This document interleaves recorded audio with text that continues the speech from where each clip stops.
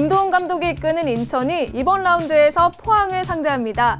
과연 시즌 첫 승의 간절함은 거한 포항을 무너뜨릴 수 있을까요? 원더풀 K리그가 선정한 8라운드 첫 번째 한 매치는 인천과 포항의 경기입니다.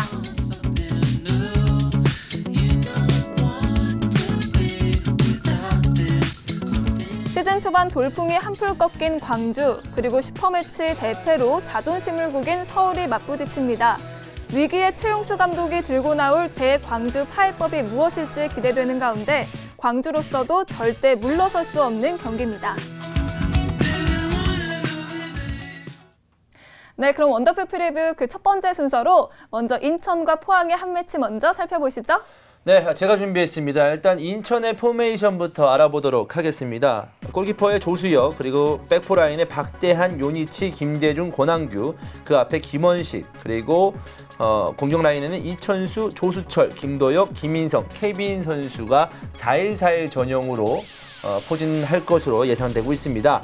다음은 포항입니다. 포항은 신화영 골키퍼, 그리고 측면에 김대호, 김원일, 배슬기, 박선윤 선수가 수비 라인을 구축할 것으로 보이고요. 수비형 미들에는 손준호와 황지수, 그 앞에 이광혁, 문창진, 티아고, 최전방에는 김승대 선수가 포진하면서 제로톱으로 나올 가능성이 높은 포항이 되겠습니다.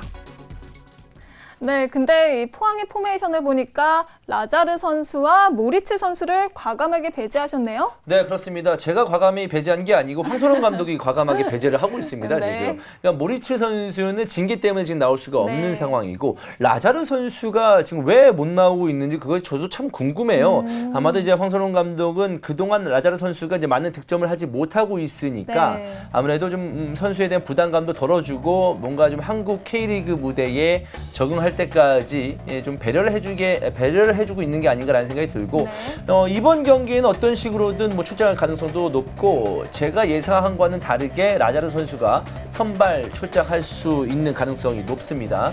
그 와중에 티아고 선수가 좀 좋은 모습을 보여주고 있기 때문에 티아고 선수를 선발 출장하면서 외국인 선수 중에 가장 기대를 모으고 있는 황선홍 감독이 가장 좋아하는 선수다라고 말씀드릴 수 있겠네요.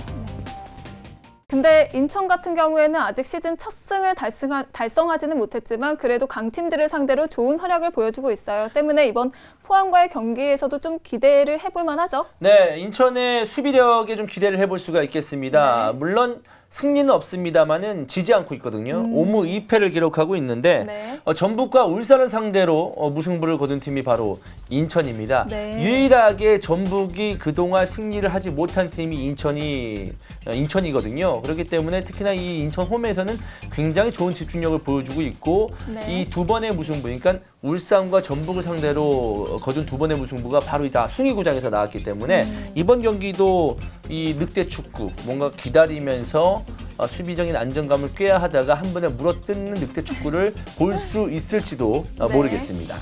네, 인천의 승리가 하루빨리 이루어져야 할 텐데 그러기 위해서는 케빈의 역할이 상당히 중요합니다. 케빈도 그 사실을 알고 있을까요? 네, 어느 누구보다 잘 알고 있는 케빈이고요. 제가 김도훈 감독과 얘기를 한번 나눠봤습니다.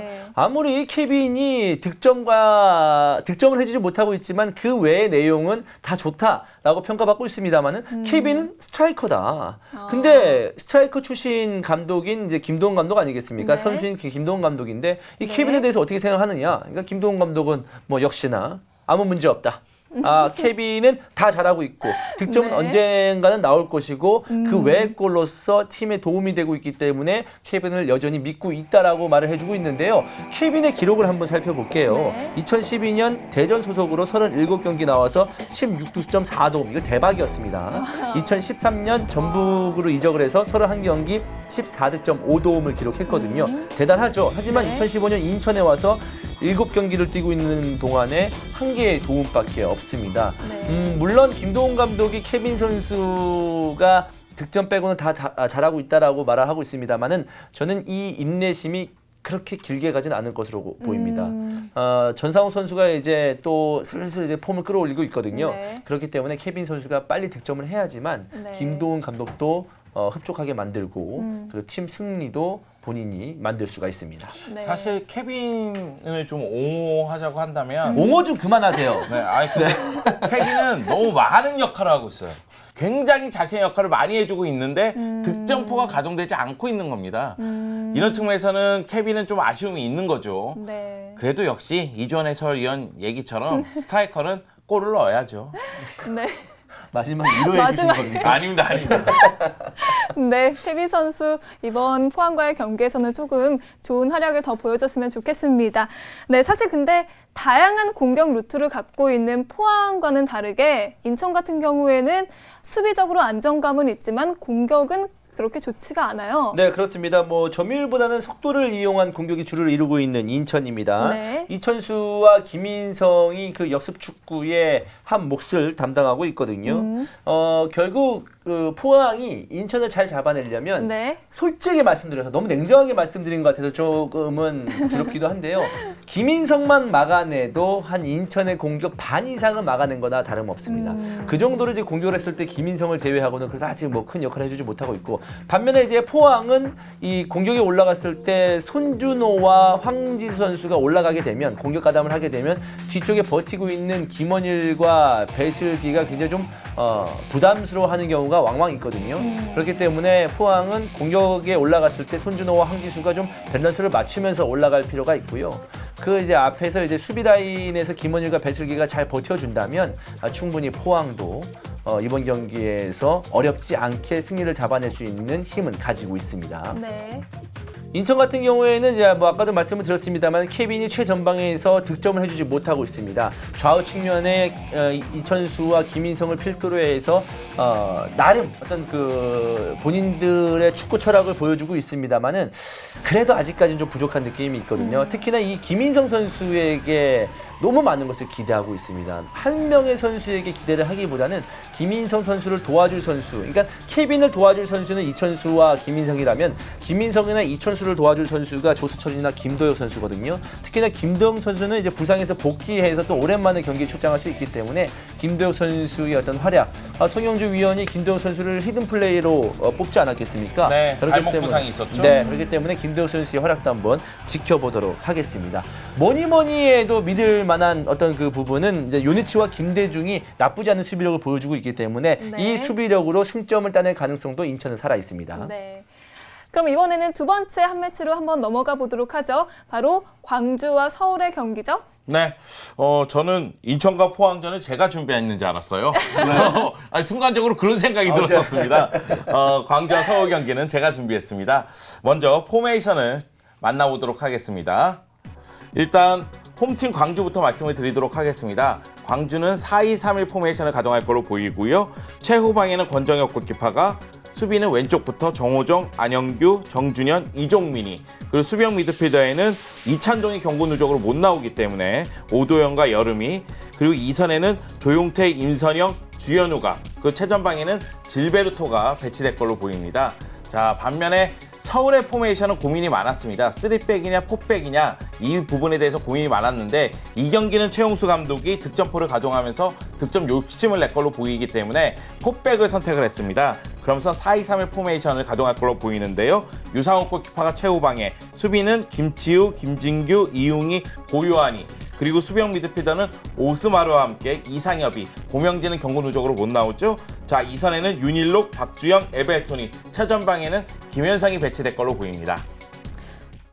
광주나 서울이나 참 가혹한 4월을 보내고 있는 것 같습니다. 네, 그렇습니다. 뭐 4월, 사실 뭐 3월 달에 광주가 좀 좋았습니다만은 네. 4월 달에 굉장히 힘든 모습을 보여주고 네. 있고, 서울도 사실 뭐 3월이나 4월이나 그렇게 좋다고 볼 수 없거든요. 네, 그렇기 때문에 뭔가 좀 저 역시도 개인적으로 좀 안타까움이 네. 있는데요. 광주와 서울은 이제 4월 들어서 3연 패디 1무, 그리고 서울은 또 슈퍼매치에서 대패를 하고 네. 말았죠. 득점은 광주가 3골, 그리고 서울이 4골입니다. 실점은 또 광주가 7골이나 실점하고 있고 서울이 6골을 실점하고 있는데, 네. 전체적으로 봤을 때 굉장히 좋지 않은 기록을 보여주고 있기 때문에 네. 기록으로만 봐도 이 팀이 얼마나 좋지 않은지 알 수가 있습니다. 네, 두 팀의 상황만 봐도 참 안타깝기 짝이 없습니다. 그렇기 때문에 하루빨리 분위기 반전이 필요할 것 같은데요. 그런 의미에서 송 의원님은 이번 경기 어떻게 예상하시나요? 네, 일단은 광주 입장에서는 공격적인 전술에 변화를 주진 않을 것 같아요. 광주가 남기 1표 공격 축구를 구사하고 있는데요. 네. 말 그대로 K리그 팬들의 로맨스를 성사시키고 있죠.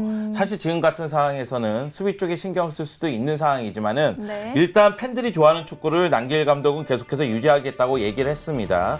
네, 빠른 패스와 유기적인 움직임을 통해서 공격적인 전술을 그대로 유지하겠다는 이야기죠. 네. 최전방에는 질베르트가 득점포를 가동하고자 노력을 할 것 같고 2선에는 임선영과 조용태, 주현우가 이 공격을 지원할 것 같은데 김원환 선수가 없는 빈자리를 어떻게 메울지가 관건입니다. 네. 이 김원환 선수가 부상을 당하기 전에 2골 1개의 도움을 기록하면서 해결사 역할을 톡톡히 했었거든요. 그 여파에서 이 부상 여파에 대해서 이 광주로서는 최근 어려운 상황을 맞이하고 있고요. 여기에 스트라이커 파비오가 페널티킥을 실축할 정도로 컨디션이 좋지 못한 상황입니다. 이 부분도 아쉬움이 남는 상황이죠.